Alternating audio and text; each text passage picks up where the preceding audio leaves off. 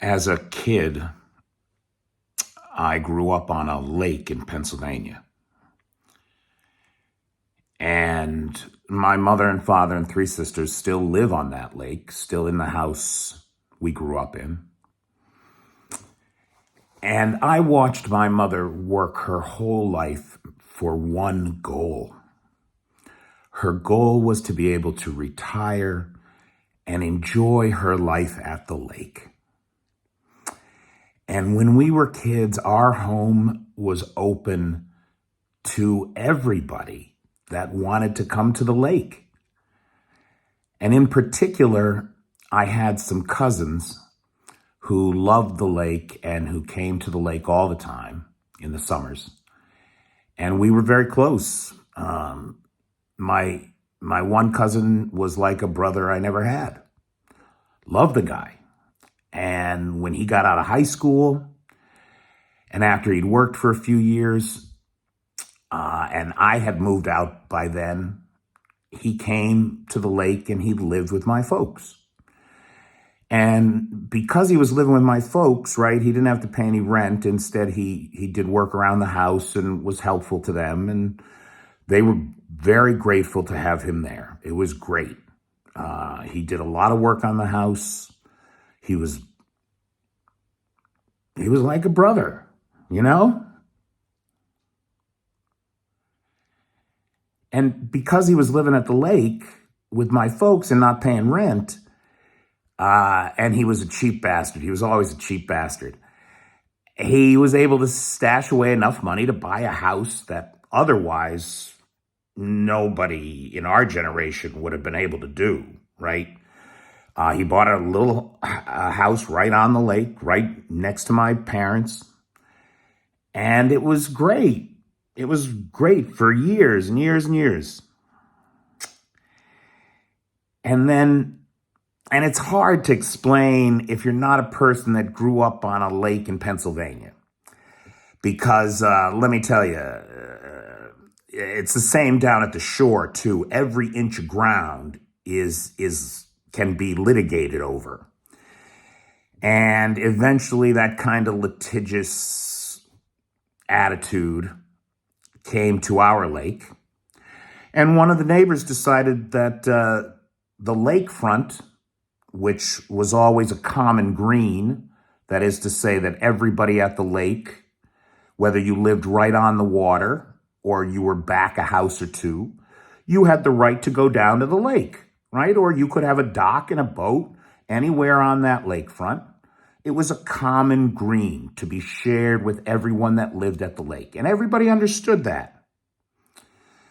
And this one guy, he decided that he wanted to own the lakefront. And he puts up a fence. And he's going to keep us all out. And he's going to own it. And he's going to, unbelievable, right? So we sued him to take that fence down. And it took about 6 years in court to get through this until we won and the fence was made to come down and everything was restored to normal. This happened, by the way. He pulled this shit. Memorial weekend, I think of 2004 it was. And so that didn't get settled till 2010. And 2004 was the year my mother retired. He destroyed the peace of my mother's retirement years. Unreal. Just unreal. This neighbor who had been our friend for 30 years did this. So we get through this lawsuit.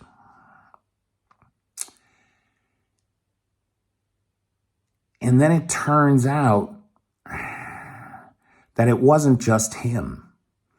And I always wondered why the other neighbors didn't support us more in the lawsuit. It turned out that he had agreements with everybody on the front of the lake. He was representing them all to steal that lakefront just for the people on the front of the lake, including my cousin. By that time, there were actually two of them 2 cousins had bought Lakefront. And both of those families signed up for this selfish betrayal of their own blood. People who wouldn't have had the lives they had without us in them. And they did this to us. The betrayal of my mother's cousin destroyed her. She's never been the same since. I was messed up over it too, badly, for years. For literally years. And it wasn't until just a couple years ago I came to peace with it. I was in Illinois, at my buddy Dan's, and after I left his place, I stopped in some little town for dinner. I met this chick at a bar. We were hanging out. I told her this story. I told her how it messed me up, and she looked at me and she said, Peter, you're never going to understand how those people thought or why they did what they did, because you don't think like them. You would never do that. And so you'll never understand them. You got to just let it go. And I'll tell you, it's a couple years later now, right? I don't even remember that chick's name, but she was great. And I'll never forget what she said that day. Today, in Ukraine, there are 3 major lines of defenses. The Russians have 3 major lines of defenses. And then in front of them, about 10 kilometers in front of them, there's the front line, right, where the real fighting's happening right now.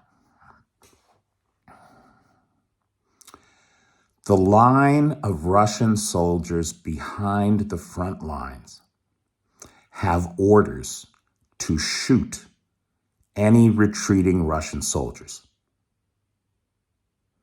Can you imagine? Can you imagine any American sergeant giving those orders to his line of troops? You see any Americans coming this way, you see anybody trying to get away from the enemy, you shoot them. You can't, can you? Because we don't think that way. And we never will. And we have to stop listening to these Russians as if they have a point to make. Because they don't. Because they do not think like we do. It is easy to be an American. All you have to do is believe that we're all created equal and entitled to equal protection under the law. And once you buy into that premise, you can't think any other way. These people do not think that way, guys. They think in a way that we will never comprehend. And it's just like Germany and Japan at the end of World War II. You have to break them and reshape them, re-educate them. Russia is a threat to the world, to all of us, until we break her. And it is time to break her. Because this shit, enough.